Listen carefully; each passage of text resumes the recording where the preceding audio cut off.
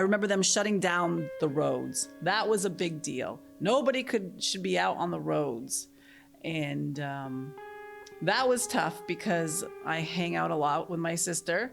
And so we would end up, when we could sneak out, we'd go into, but we'd talk from cars, or one would go to the other person's house and chit chat through a window, but you couldn't be in the same room with each other. You had to chat from at least 6 feet. And at that time it was even further because we just, you didn't go out. You felt like the biggest rebel if you went down street to go get something at the store that you needed and you're the only vehicle going. You're thinking, I'm such a rule follower. I'm thinking, am I going to get caught by a cop because I'm actually going to go and rush to go see my sister through a window and not to the grocery store, Welcome to Life Became Very Blurry, a podcast from the Vermont Historical Society, sharing the experiences of Vermonters during the COVID-19 pandemic. I'm Amanda Gustin, Director of Collections and Access at the Vermont Historical Society. Over the last 3 years, I've led a team to collect the history of COVID-19 through oral histories, archival material, objects, and more. We know that we're just getting started, but for the 5-year anniversary of the start of lockdowns, we've put together excerpts from oral histories that offer a look back.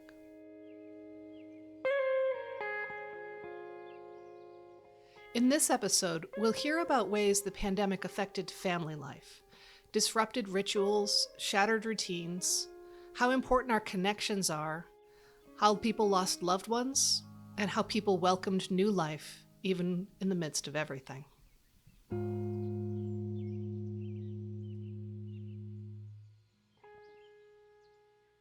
The one thing about COVID is that a lot of people had this experience. We had one summer, summer of 21. Some of our kids came home and more or less spent the summer here, and they're older and they're working, but they were able to work on Zoom in the house, and we were able to work on Zoom. And there was this was the one really nice thing that we experienced. The family was together for like 2.5 months, where everybody was working, but then and it was a nice summer where we'd have outdoor meals and share the cooking, and that part was really a special memory. Our older son had moved back to Burlington and was working full time. So, we have pictures of like standing, apart from him and wearing masks and hoping it was okay if we gave him a hug because we hadn't seen him in a while, which we did, and everyone was fine. But they're pretty bittersweet pictures, and that whole time. Oh boy. I hated quarantine so much that I've managed to wipe that whole thing from my memory, because quarantine was horrible. Nobody came to visit me. Nobody could come from outside, and people from inside were encouraged not to. The only family I have in the area is my sister, and she did not come during that period of time. And then my friend Joanne and Bob did not come during that time. So, and I didn't want them to. I didn't want them to take a chance. So I only saw people delivering trays. And when I rang, then they'd come, but I always felt it was sort of begrudged. They'd rather be doing something else. And dear Lord, all those yellow plastic coat outfits. I see them in my sleep. It was more loneliness. Not having anybody to talk to, not having, when they would come in their yellow outfit, they would be on purpose, on target, do their business, and get out. Both my mother and my grandmother were in nursing homes during COVID. And that was very difficult. There was such a long time that we couldn't visit them. And then when we could, so I remember my mom's facility, there's an entryway. So, first set of doors, you go in, a little waiting area, or like a little vestibule kind of thing, and then another set of glass doors before actually getting into the facility. And for probably once they opened up to visitors at all, which I want to say was the summer of 2020. So I think that there were several months that I wasn't going to visit my mom. They allowed visits, but again, there was no vaccines at this time. So you would make an appointment and they would bring the resident to the glass doors, and you were meeting through the glass doors with a phone. And it kind of felt like prison. And this went on for a long time. And I feel like they did what they had to do, absolutely. But it was probably over a year before I was able to hug my mom. And I think with both my mom and my grandmother, I noticed such a marked change in their mental state and their abilities from before COVID until they passed. And I think it was just so much of that isolation just really hastened their decline, I think. And again, there's no hard feelings or ill will. I mean, nobody knew what to do. And of course, like if anybody got sick there, I mean, it would have been a disaster. So I absolutely respect the decisions that nursing facilities had to make, but I do wonder about the long-term effects of all of that long period of isolation and no real human contact. Just because in my two experiences, they were not the same people after.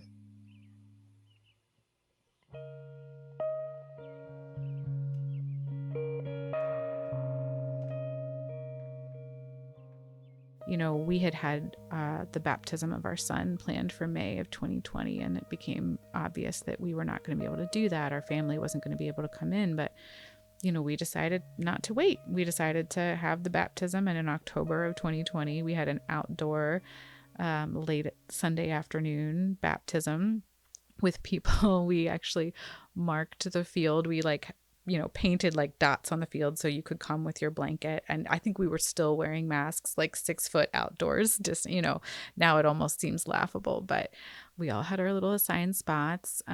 We had it in the afternoon so that other clergy could come and do the baptism. I didn't have to do my own child's baptism.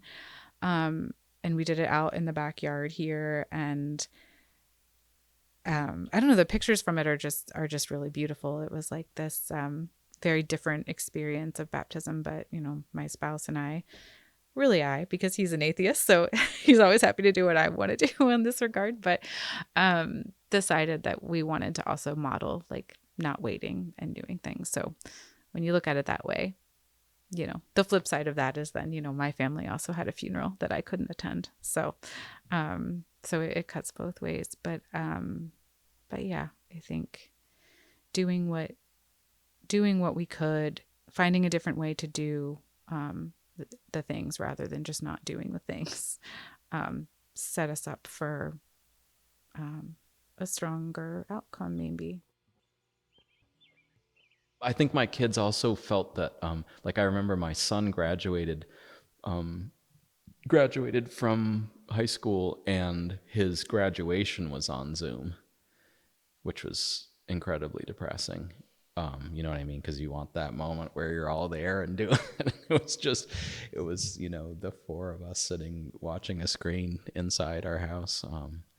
So yeah, I'm going to be really interested to see you know, what all the school age kids who went through that, how that plays out in their view of the world, because it's certainly different from what I experienced, no question.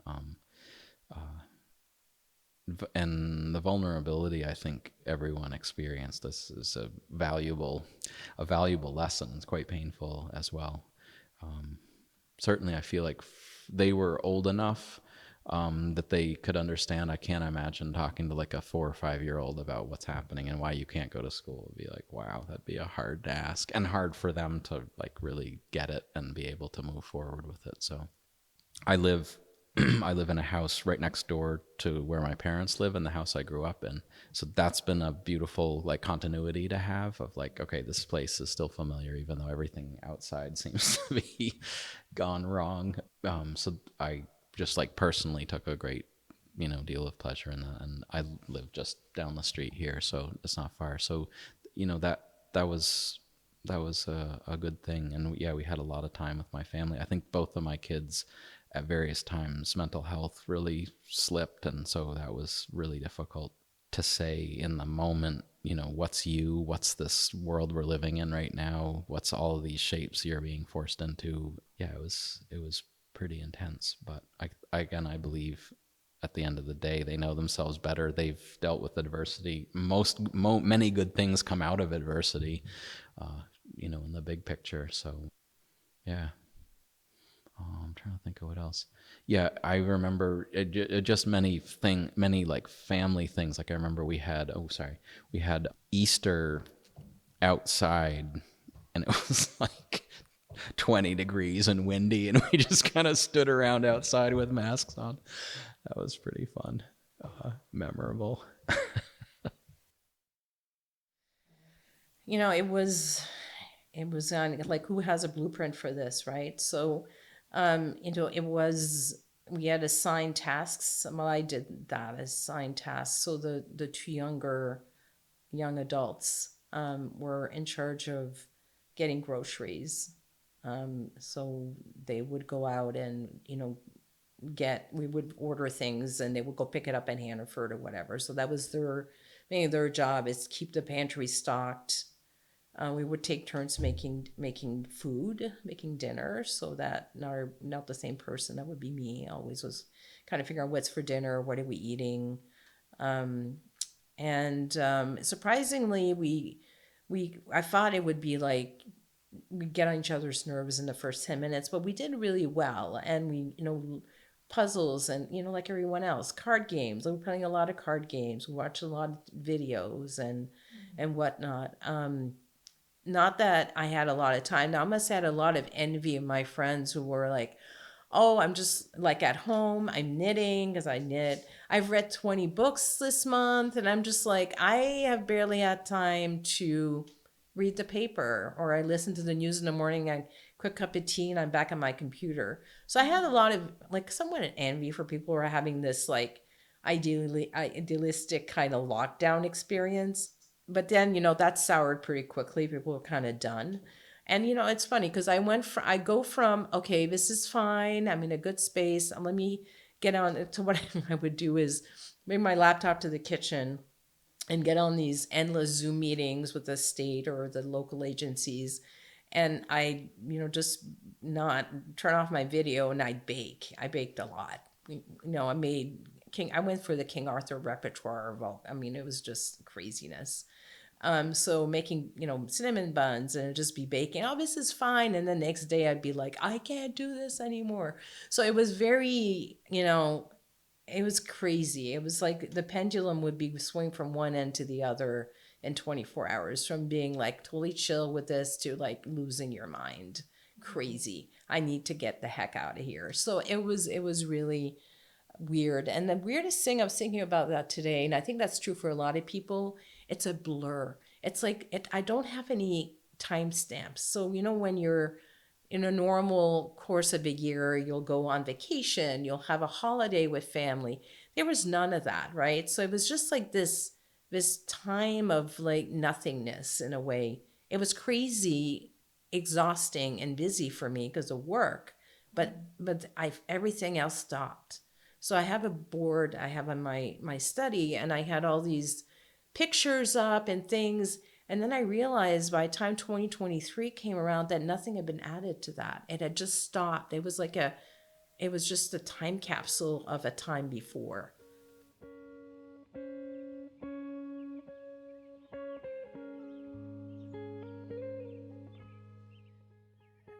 For me, the move to Vermont was kind of a benefit of COVID. My husband probably would never have agreed to make this move if COVID hadn't happened. He was very happy with his career where it was, and Vermont has been a challenge for him career-wise because he was working in the auto industry, and there's nothing equivalent to that here. So he's kind of struggled career-wise since moving. And I don't believe that the move would have happened.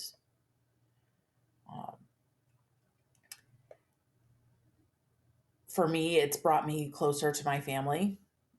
It's got my kids in a better school system. It's got them closer to their extended family, my parents and my sister and brother. So, there's benefits to our family life that would probably not have happened. We did a lot of coming together in my family in the evenings, just sitting around and doing Mad Libs together, something to distract my kids because they were frightened. They were frightened by what the infection could mean if we contracted it, but they were also very concerned that we'd never come out the other side of it. Like, is this the new normal, that we're not going to see our friends, we're not going to go to the movies anymore? Like, it was for so many of us, the big unknown. And of course, when you bring kids into it, you want to reassure them. And it's challenging when you don't know what lies ahead. Yeah.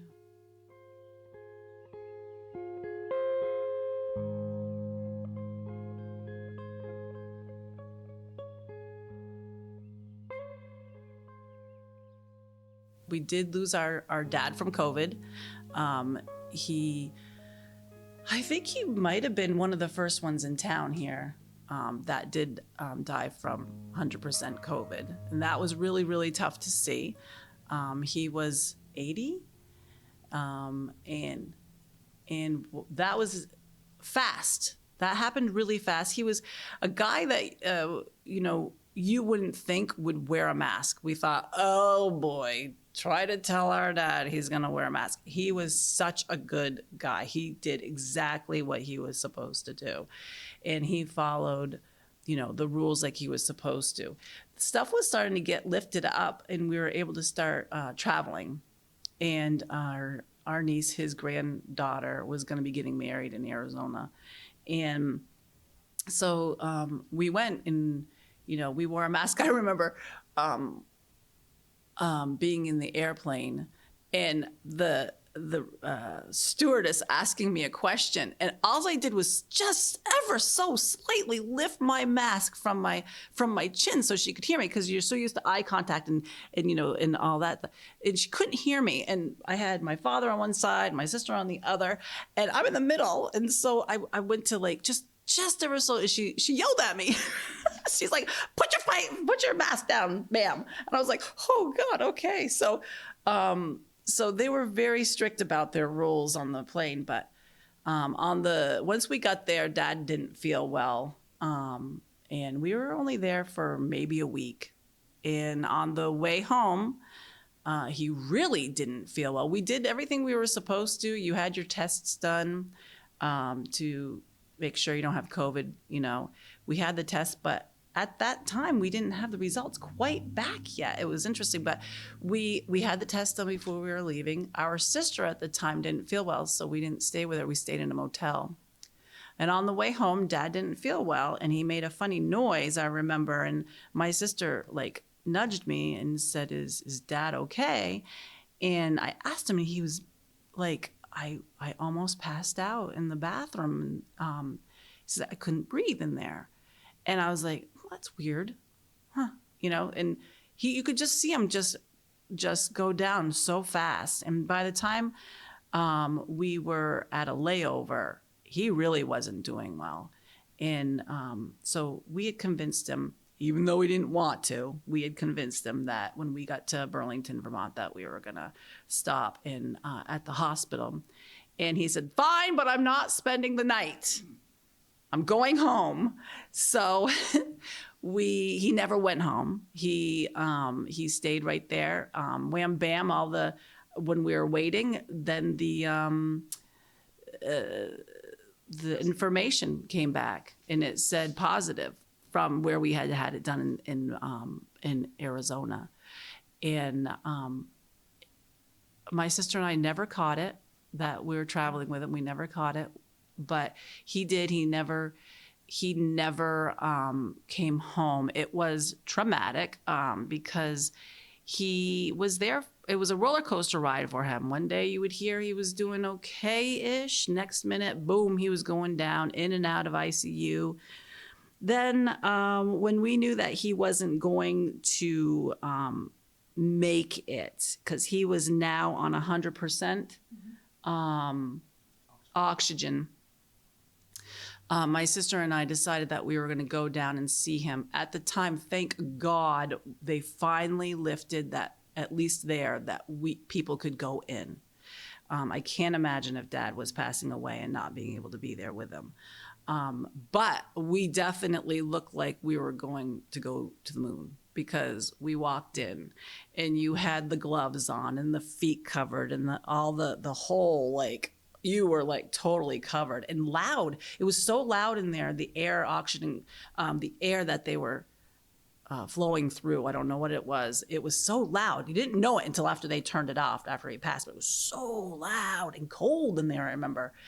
And he, so anyways, yeah, he did end up passing, and because he was told that if he absolutely did make it somehow also, he would never be the same guy. He would always be on oxygen, and you know, he was kind of a proud man. But so then, I mean, it just to keep going with it, I'll just keep going with it, that when it came that he was at the funeral home, he was still treated very much like he was a sick man, even though he had passed, and he had passed a couple days before that.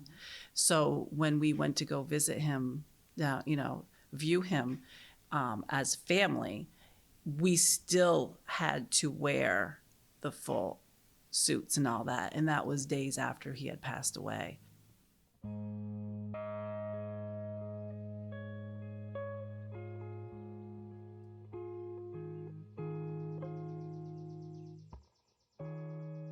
I was about 35 weeks pregnant when we went into lockdown.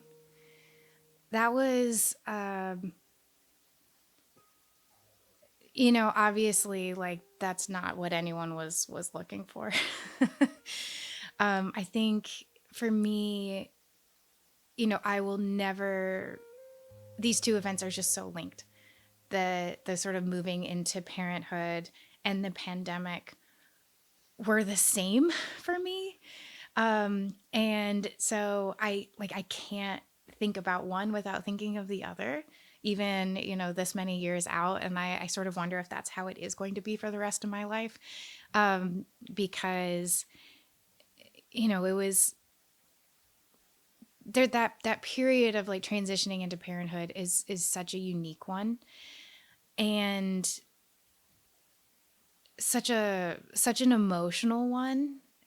And so then to have that be like totally just wrapped up in this like other like global event is still like sometimes like challenging now, because I think the the phrase that had never like made sense to me until experiencing it, with the idea of like calling pregnancy like expecting.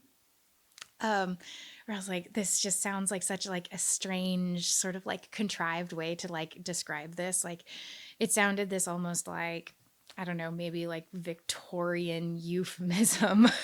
But when I was like in it, and then like after giving birth, like no, it's like it actually is like a really like wonderful description of like you're like living in this like state of expectation of something amazing about to happen. And that's just like such an incredible, like wonderful thing. And I think, you know, you want to share that, you want to like live that with like other people. And by the pandemic sort of hitting at that same time, I lost all of that. I lost the opportunity to like have that shared experience, and that there's an element of it that I kind of grieve for that, like having like lost that opportunity to live those few months of expectation in public with coworkers and family and even strangers. Like, as funny as that sounds, but just like the ability to just sort of like be in the world in this like such an important time just vanished by you know, going into lockdown. And so yeah, there's just an element of that, but like I still feel like some sadness about, even after then having the experience with my second child of like having that full. But yeah, it was sad. It was, you know, sad to have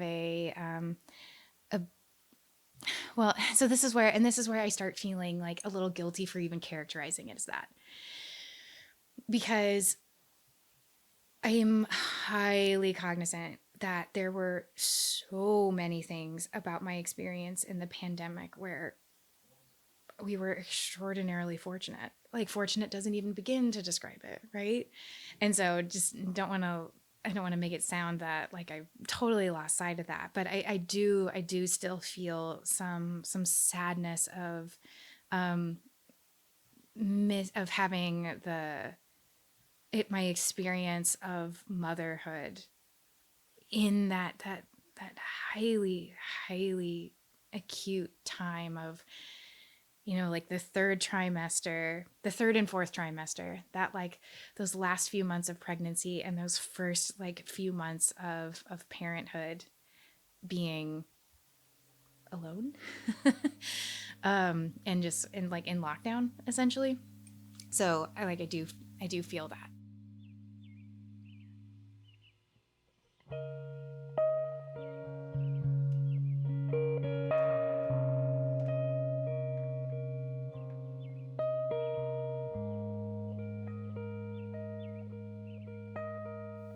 You've been listening to Peggy Dunphy, Peter Welch, Joy Warland, April Shaw, Sally Blanchard O'Brien, Jennifer Myhawk, Forrest Hosopfel, Jill Green, Becca Ballant, and Lauren Bode.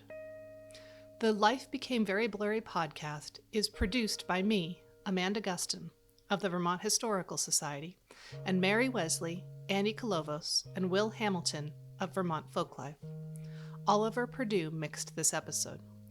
Our theme music is the track Never Mind the Forecast from Jericho-based artist Expected Guest. Find more from Expected Guest on bandcamp.com.